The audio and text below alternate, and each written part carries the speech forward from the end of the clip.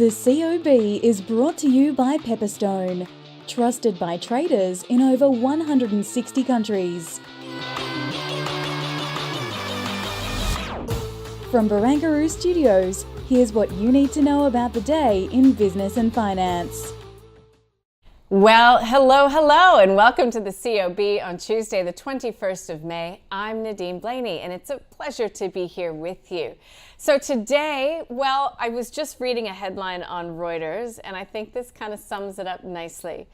The Morning Bid Europe headline is "News Vacuum Sucks Momentum from Markets." It's kind of what it felt like here today, right? Let's take a look at how the COB Australia Index has closed. It was mildly positive as we were heading into the 3 o'clock hour, but just couldn't do it. Bit of selling toward the end of the session. The curtains have come down on that market, but of course we still do have a bit of trade going through the S&P ASX 200, so I'll keep you abreast of what's happening with that market and that market close. But yet it looks as if it will be a mildly negative finish for the local market. I've got Kyle Rutta. He's standing by. He'll get us through what he was watching today. But what we've been watching is just the general sort of lack of enthusiasm that was out there today. It kind of feels as if people are waiting for something, waiting for NVIDIA, waiting for, something to come from the FOMC minutes. We didn't get anything really to upset the apple cart from the RBA minutes today, although some, including Shane Oliver from AMP Capital, I think, was calling the minutes mildly more hawkish than he had been expecting. Now, we did have the miners coming under a bit of pressure today. Look, obviously copper, gold, record heights achieved there. Silver up above that $30 level has been really amazing to watch. And we've been talking lots about it, but just a bit of give back today when it came to most of the big miners, although I will note that BHP looks to be closing in positive territory. And again, FOMC watch. I just feel like we've been on FOMC watch for years now, but we've got a lot of speakers that we've heard from and that we will continue to hear from. I might touch upon that with my guest, Kyle Rutta. But again, plenty of great guests today that I was fortunate enough to have a conversation with. Spoke with Chris Weston from Pepperstone earlier on. It's up online if you'd like to have a listen to what he's watching and waiting for this week in terms of the FOMC. Also, Tim Waterer, he was talking about why at 2,700 for gold in the short to medium term isn't, 2,500 I think it is, isn't, outside the realm of possibility.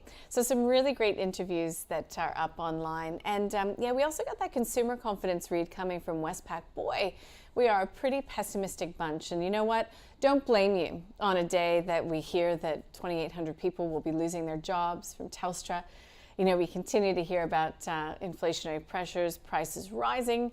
And the RBA not firmly ruling out, not saying an interest rate hike would never happen in this current cycle again. So plenty for us to digest as investors. Just before we get to Kyle, let me take you through some of the sort of sectors of the day so you can get a sense of where the drivers were for this market. And before we take this negative finish too seriously, think about the record that was set on Wall Street with the NASDAQ. Think about the tech sector leading our market higher. Unfortunately, we don't have a massive tech sector, but still does respond when we see the scene being set in New York. And it didn't hurt that we had Technology One reporting today. I'll detail that in just a moment, but ARR, annual recurring revenue, is the one to watch there, and it did good things for the market overall. Look, we did have industrials also moving forward as a group, 7 up by 0.7%. And we also saw the likes of Cleanaway looking all right. There's BHP bucking the trend in and amongst the big miners. As you can see, we had a bit of give back for the gold miners as well. And so that sort of weighed on the index, the metals, the materials space overall. And I'm just getting my market map open to see, just let me see what happened with the goldies in the end. We saw Northern Star down by 1.5%, Evolution off by 1.2%, but Fortescue was the punchiest, down there at 1.39%. Okay, let's get across the big picture. And for that, Kyle Rutta from Capital.com joins me now. Hey, Kyle, welcome to the program. Am I right? It's just sort of felt a little bit meh out there today. Yeah, lack of catalyst, that's for sure. So we really didn't have much to go by, and if anything, we saw a little bit of a pullback in Asian trade after some, a couple of days of pretty robust trading in the region. 2 trading days, of course, in the region after that policy announcement out of China about how it's supporting the property market. So some of those trades were sort of slightly unwound. Wall Street's lead and the sort of tech dominance of that sort of pushed the Nasdaq to its record highs, obviously manifested in our local market today as well, with a little bit of assistance from Technology One's results. But I think for the most part, the tone will be set over the next few days by positioning for those NVIDIA results on Thursday morning, because it's such a barometer for market sentiment now and effectively market fundamentals. And, that'll sort of be hot on the heels of those FOMC minutes, which are unlikely to sort of deliver any major surprises, especially because there's been a bit of data that's come out since that release, and it was dovish as it was, let alone the fact that we've had something in terms of inflation and jobs data since then that lends itself to greater dovishness. But nevertheless, those are the key risk events. We do have some CPI data out of Canada tonight, which could be interesting at the margin. Certainly might move the currency market slightly, but very much we're lacking news. We're lacking volatility. The VIX is down at 12 again, and as a result, we've sort of seen this very subdued session and this slight pullback in equities. Okay, so should we just wrap it up there? No, Kyle, I'm not letting you off that easy. The RBA, what did you read into the minutes? Well, I think it kind of confirmed, or at least put into print, what many had suspected or had inferred from the statement and the press conference itself, which is that the risks are slightly more skewed to the upside for rates, and that the meeting itself was a little bit more hawkish than perhaps was initially conveyed, just by virtue of the fact that there was a very clear case made for an interest rate hike at this meeting without any kind of corresponding case for some kind of interest rate cut. Of course, it was between a hold and a hike. So, we have that rhetoric that they can't rule anything in or out, but they're certainly not ruling sort of anything in at the moment when it comes to easing policy anytime soon, while they're still fairly conscious of the upside risk to inflation and therefore what that might mean in terms of further policy tightening. I mean, I think because we have also the FOMC minutes, will probably it'll be a similar dynamic, or likely will prove to be a similar dynamic. We have got some news since the RBA decision, which waters down those fears that the RBA will have to raise rates again. And of course, after that meeting and that data as well, we've seen the markets price back in another cut before the end of the year. And we certainly didn't see any kind of volatility around that release. But it does really convey that if there is any risks from here for RBA policy, it is to the upside. It is for further policy tightening, albeit with the recent data flow, things seem to be moving in that direction that the RBA wants to see the economy head. There is that level of hold and hope when it comes to RBA policy, but so far so good. Just a few surprises there, I think, for some about the serious discussion that the central bank had about the risk of having to raise interest rates again. How did the Aussie dollar behave today amongst all of this? Well, it was just a kind of very mild risk-off day across the region. The Aussie didn't move dramatically around 11:30 when the minutes were released, but if you did look through intraday trade, when we did start to see Asian markets more broadly come in line, in particular the Hang Seng and Chinese equities, there was a little bit of softness that kind of came through the market there, and the Aussie followed, the Kiwi followed as well. It's interesting, Sean Callow throws this chart up quite frequently around key data releases where, there is sort of a coincidence of Chinese markets or broader Asian markets coming online right around sort of data releases or particular data releases in Australia, and it's always difficult to see whether the Aussie dollar, for example, is simply following Chinese indices or the yuan, or whether it's responding to something that's a little bit more domestic. I think today, if you look at also the Kiwi, the sort of slight strength in the US dollar as well, with some commodity prices sort of pulling back off their highs, it really was a session where some of these sort of more bullish risk-on rate cut trades were being unwound. The Aussie dollar was a part of that kind of story as well. Again, on paper, if the Aussie was a little bit more sensitive to those RBA minutes, they were sort of slightly to the hawkish side, so you might have seen another push towards 67. We're not. We're 66.5. But again, it's all a part of that story where we're just seeing this kind of cooling, very, very modest cooling amidst, as you've sort of phrased it, this vacuum of information at the moment, in cooling in risk appetite going into these major risk events, which won't be till Thursday morning on our time. Yeah. All right, two things to say. One, we had Sean Callow on the program yesterday. If you want to go back and watch his interview, it's up online, as they all are, as you know, at ausbiz.com.au. Number two, short but sweet today, Kyle. It's lovely to have a chat. We'll see you soon. Great, sounds good. Kyle Rada there joining us from capital.com. Let's get to corporate news, shall we? We have seen Sonic Healthcare getting a bit battered and bruised after a profit warning. I spoke with Marcus Droga from Shaw & Partners earlier on. He said this is evidence of the market's intolerance for these downgrades that we could see more of as we make our way closer to full year reporting season in August. Telstra, of course, you heard the news. It is calling it a productivity push, and it looks like it will be getting rid of about 2,800 people, but also put out not just confirmed FY24 guidance, but put out FY25 guidance today as well. Still, the market down by 2.7%, although again, I'll name drop. Marcus Droga said that he reckons the market treated it a bit harshly today. We'll see what the brokers say off this cost reduction and transformation program. James Hardie, that was a miss and also a downgrade, and so its shares have just been punished, off by 15%. Technology One, it reported ARR sticking with that 500 million per year target, 2025. And that has sent the share price 5% higher. You know who we had on today? We had on Rudy Philippik van Dijk from FN Arena on the call. You know it. He really does like Technology One. So let's get to the stock of the day, shall we? And listen to what the guys had to say about Technology One. And then also, Philip Pepe from Shaw & Partners was there, and he really did weigh in on James Hardie. Let's start with James Hardie.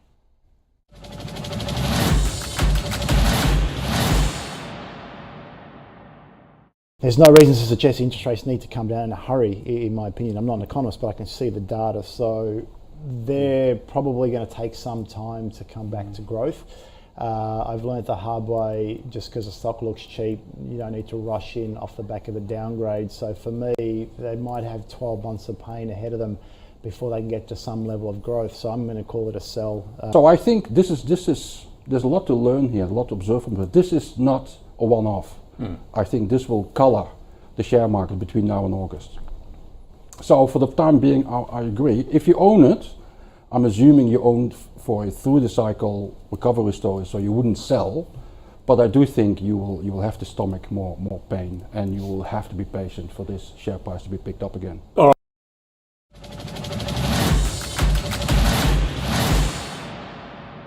Okay, so Rudy, of course, did weigh in on James Hardie, but he had probably a bit more to say about Technology One. Let's listen.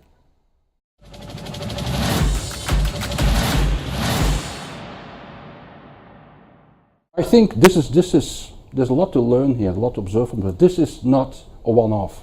I think this will color the share market between now and August. So for the time being, I agree. If you own it, I'm assuming you own for a through the cycle recovery story, so you wouldn't sell.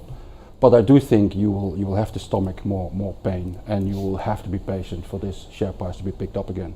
Pays virtually no dividends, so it's not a must chase. We cover it, we think it's a hold, so I'll call it a hold. It was a great result. The share price reflects that. We're going to see some consensus upgrades, but I agree with Rudy. No point rushing in, joining the herd today and bidding it up. There'll be a pullback. There'll be a quarterly or something. There'll be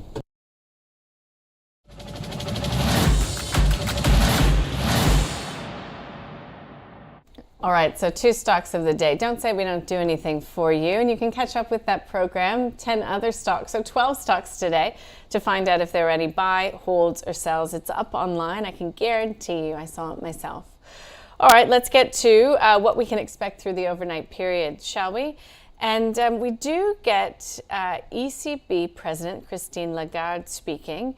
So that'll be an interesting one to see what she says about inflation, about energy, and about Ukraine. Let's not forget that that is still going on. And we get that inflation read from Canada that Kyle Rada was referencing. Canada looks to be on track to cut interest rates, possibly even as early as June.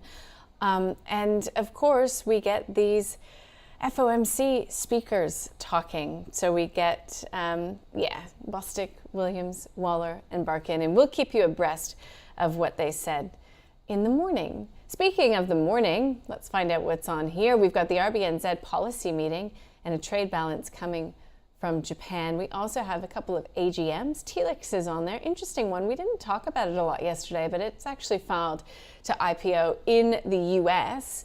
And we get Webjet. Webjet's a favorite. Actually, I think it was featured on the call today as well. So if you'd like to know what Rudy and Phil think going into that earnings report, feel free again to go to the website and take a listen. Or if you like podcasts, you can listen to the call in podcast form as well. Okay, shall we review some of these leaders and laggards? So Technology One is on the list, one of the best performers, if not the best performer today. ALQ is the ticker code. We didn't talk about it a lot, but it was out with an investor presentation today and its full year results. And boy, the market's liking that one. IDP Education as well, up by 4.5%. So it got a bit battered and bruised when it came to some of, I guess, the consternation around foreign students, but picking itself up the mat. There was a change in substantial holding there, but I'm not quite sure who or what entity it was, so I don't want to comment further on that. On the laggards, we've got James Hardie, the worst performer. Disappointing with volume and its profit outlook. Sonic Healthcare, of course, big disappointment as well after cutting its FY24 guidance after just updating the market a couple months ago. And Star Entertainment Group, like what gives? It has, Hard Rock said that it didn't actually make an offer. Star Entertainment Group off by 6%. It is now at 50 cents per share. Yeah, 50 cents per share, and we got further response to the media articles coming from Star today. And DeGray Mining, not seeing any news associated with that one. Okay, Findy reported really strong result there. That was featured on the call yesterday. You might want to go back and have a little listen. OFX results came through. Big uptick there as well. Flip side to that equation though, we've got Trajan down by close to 2%, and Enero was out with a profit warning, and again, just being hammered off by close to 9%, just talking about the slowdown in the macroeconomic environment, doing a bit of damage there. So yeah, that's what happens at this phase of the cycle. All right, let's take a look at where this local market finished. That is the CBO Australia Index. I'm looking at the S&P ASX 200 right now. It closed down by 0.2%, roughly speaking, 7,852. And as I look toward New York with the E-minis, we've got the NASDAQ E-minis and the S&P 500 E-minis coming under a little bit of pressure right now. So I'm not saying that will necessarily, translate into a negative U.S. session, but it does feel as if we're just pausing for a bit of breath here, waiting for some sort of catalyst. And I was just checking to see if we had that inflation data out from the UK yet, but we do not. So we'll have to just wait to see what comes from the overnight session. And what I can guarantee you is that we will be here in the morning from 9:45 live to get you across it all. We see you then.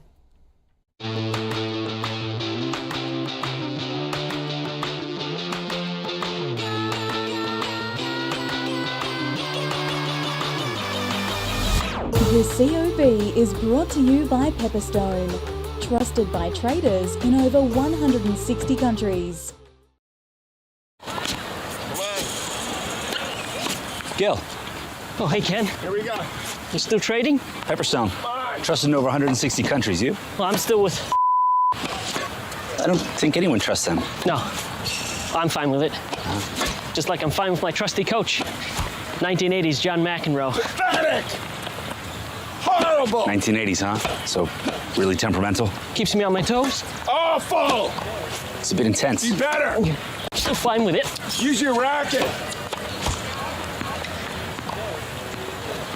He's just staring at us. Yeah, sometimes he yells and then sometimes he just stares. Is he aiming for your face, Gil? He's fine with it! Yeah, he's definitely trying to hit you. Fine with it. Don't be fine with it. Switch to Pepperstone, trusted by traders in over 160 countries. Come on, you cannot be serious!